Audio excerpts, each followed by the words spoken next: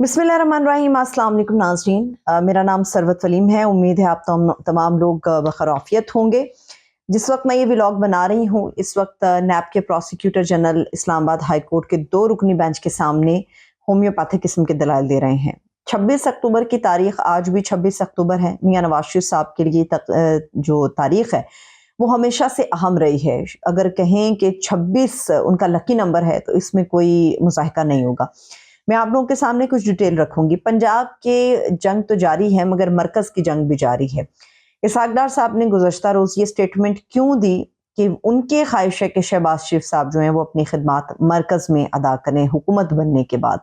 इसके पीछे एक पूरी स्टोरी है, एक पूरी कहानी, ये मैं आप लोगों के साथ शेयर करूंगी। पाकिस्तान के अंदर इलेक्शन कब हो रहा है और इलेक्शन के हवाले से हमारे प्रेसिडेंट आरिफ अलवी साहब क्यों इस शायबे के अंदर हैं कि पाकिस्तान का जो इलेक्शन है वो जनवरी में होता हुआ वो नहीं देख रहे, और डार साहब को क्यों लगता है कि वो इंतखाब होता हुआ देख रहे हैं। जो इम्पोर्टेंट चीज़ है उसमें ये कि आज 26 अक्टूबर है। मियां नवाज शरीफ साहब इस वक्त जब मैं ये व्लॉग बना रही हूँ इस्लामाबाद हाई कोर्ट पहुंच चुके हैं। नैब के प्रोसिक्यूटर जनरल अपने होम्योपैथिक किस्म के दलाइल दे रहे हैं।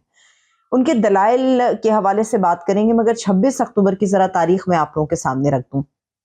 आपको याद है कि जब पैनामा के केसेस स्टार्ट हुए थे तो उसमें 26 अक्टूबर साल 2017 ये वो तारीख थी जब मियां नवाज शरीफ साहब की वारंट गिरफ्तारी जारी हुए थे एहतसाब अदालत की तरफ से। फिर उसके बाद फिर दोबारा से 26 अक्टूबर 2019 की तारीख हमारे सामने है जब बाकायदा तौर पे इंसानी हमदर्दियों की बिना पर इस्लामाबाद हाई कोर्ट से मियां नवाज शरीफ साहब को रिलीफ मिलने का सिलसिला शुरू हुआ था। फिर उसके बाद 26 अक्टूबर साल 2023 यानी आज जिस वक्त मैं ये व्लॉग आप लोगों के लिए बना रही हूँ, आज मियां नवाज शरीफ साहब जो हैं फिर से इस्लामाबाद हाई कोर्ट के अंदर मौजूद हैं। 2 रुकनी बेंच है, चीफ जस्टिस आमिर फारूक साहब इस्लामाबाद हाई कोर्ट के और जस्टिस गुल हसन औरंगजेब साहब जो हैं ये इस केस को सुन रहे हैं। आज नैब के ऊपर बड़ी जिम्मेदारी थी और गो के नैब को या तो पीछे हट जाना चाहिए था या फिर स्ट्रेट फॉरवर्ड अपना एक रिप्लाई देना चाहिए था। आज नैब से कहा गया था कि नवाज शरीफ साहब की जो रेफरेंस के हवाले से अपीलें दोबारा से बहाल हुई हैं उनके हवाले से नैब को कल मोहलत दी गई थी आज तक के लिए कि सोच के बताएं कि क्या वो इन रेफरेंसेस की, इन अपीलों की पैरवी भी करेंगे या इससे भी पीछे हट जाएंगे। क्योंकि इससे पहले भी नैब ने ये वाज़े तौर पे अदालत के रूबरू कहा था कि मियां नवाज शरीफ साहब की गिरफ्तारी से उनको कुछ लेना देना नहीं है, वो इस मूड में नहीं है कि उनको गिरफ्तार कर सकें। तो आज नैब के जो प्रोसिक्यूटर जनरल हैं उन्होंने ये कहा, जो वहाँ पर मियां आमिर फारूक साहब हैं जो चीफ जस्टिस हैं इस्लामाबाद हाई कोर्ट के, उनको रूबरू उन्होंने कहा कि जी मैं और जो चेयरमैन नैब है वो मुत्तफिक है इस बात से कि अपीलें बहाल होनी चाहिए थी। और फिर उन्होंने कहा कि जनाब हमें इसमें कोई मुज़ाहिका नहीं है। फिर उन्होंने कहा कि जनाब तब उन्होंने कहा कि जी आप इसकी पैरवी करेंगे, दलाइल देंगे। ये जजेस की तरफ से बेंच ने पूछा प्रोसिक्यूटर जनरल से कि आप दलाइल देंगे इन रेफरेंसेस को सामने रखते हुए, अपीलों को सामने रखते हुए। तो उसमें प्रोसिक्यूटर जनरल बड़े होम्योपैथिक एक हकीम बन गए। उन्होंने कहा कि जी जब दलाइल देने का मरहला आएगा तो बिल्कुल ये तय है कि हम दलाइल भी मुअज़्ज़ज़ अदालत और मुअज़्ज़ज़ बेंच के सामने रखेंगे। और दूसरा उन्होंने ये कहा कि याद रहे कि अगर हम पैरवी नहीं भी करते, ये बड़ी इंपॉर्टेंट स्टेटमेंट थी प्रोसिक्यूटर जनरल नैब की। उन्होंने कहा कि जी नैब अगर पैरवी नहीं भी करता इन अपीलों की तो ये जो एक तासुर पनप रहा है कि ये अपीलें खारिज हो जाएंगी, तो ऐसा कुछ नहीं होने वाला। यानी कि उन्होंने अपनी क्लियर साइड ले ली।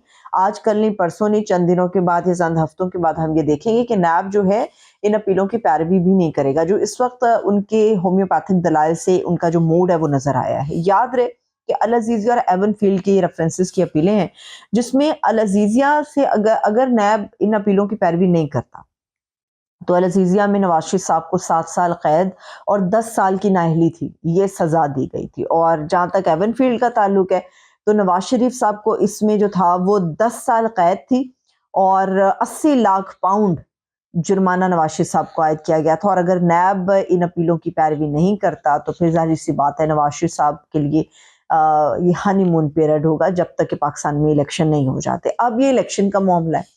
पाकिस्तान के सदर आरिफ अलवी साहब ने हामिद मीर साहब को इंटरव्यू में कहा कि वो जनवरी में इलेक्शन होता हुआ नहीं देख रहे।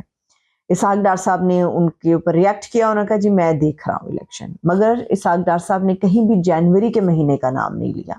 انہوں نے کہا کہ جی میں الیکشن ہوتے ہوئے دیکھ رہا ہوں، اس کا مطلب ہے الیکشن جنوری نہیں تو فروری کے اندر لازمی طور پہ ہو جائیں گے، مگر ابھی تک یہ جو غیر مصدقہ اور غیر حتمی تاریخ آ رہی ہے 28 جنوری، جب تک باقاعدہ الیکشن کمیشن اس کی اناؤنسمنٹ نہیں کرتا تو یہ مصدقہ تو بالکل بھی نہیں ہے۔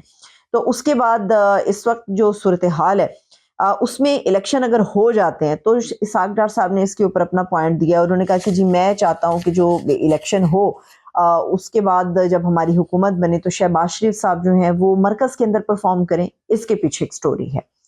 مریم بی بی جو ہیں ایک لمبے عرصے سے اپنے والد گرامی کے ساتھ شانہ بشانہ کھڑی ہیں اور کیسز کو دیکھ رہی ہیں، مخالفین کا سامنا کر رہی ہیں، کوئی اچھا مخالف ہے، کوئی برا مخالف ہے، مخالفین کا سامنا کرنے کے بعد وہ اتنا اپنے آپ کو گرومڈ ابھی سمجھ رہی ہیں کہ وہ اس چیز پہ، اس بات پہ بضد ہیں کہ پنجاب کا تخت ان کے حوالے ہونا چاہیے، یعنی کہ وہ چیف منسٹر پنجاب جو ہے مریم بی بی ہونی چاہیے۔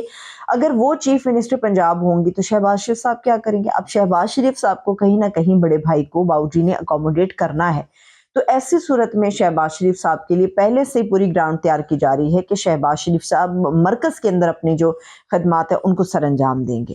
مگر پنجاب کے اندر کیا اکیلی نون لیگ کھڑی ہو جائے گی؟ ایسا نہیں ہو سکتا۔ کچھ سیاسی انڈے نون لیگ کے پاس ہیں، کچھ سیاسی انڈے استحکام پاکستان پارٹی کے پاس ہیں، کچھ سیاسی انڈے پی ٹی آئی پارلیمنٹیرینز کو دیے جا رہے ہیں۔ پاکستان پیپلز پارٹی بڑی ناراض نظر آ رہی ہے، اس کی وجہ یہ ہے کہ پیپلز پارٹی یہ ڈیمانڈ کر رہی ہے کہ وہ ایک بیانیہ لے کر چلے تھے اور وہ ایک خواب لے کر چلے تھے کہ پنجاب میں دوبارہ سے اپنا ریوائیو کریں گے، اس کے لیے پنجاب کے اندر ہمیں سیٹیں چاہیے۔